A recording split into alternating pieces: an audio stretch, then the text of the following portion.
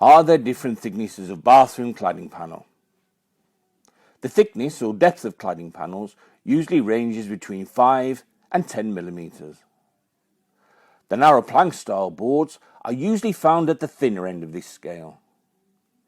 Easy to handle and install, they can be fixed onto most flat or battened walls with a combination of screws and adhesive.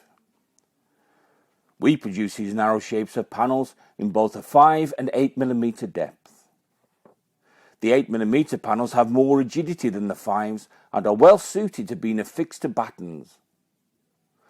Both thicknesses can be used as ceiling cladding too, but again, if using battens, then 8 millimeter boards will be stiffer and can help avoid sagging without having to bring the battens closer together. The extra thickness of the 8 millimeter panel also gives us the ability to use its surface to create texture designs, which recently culminated in the release of our tile groove range. This range mimics the look of tiles, but without the hassle of installation and constant maintenance. The 10 millimeter thickness of board is primarily reserved for 1 meter wide panels in order to add further rigidity. This added stiffness makes it easier to create perfect corners for shower areas and shower cubicles in particular.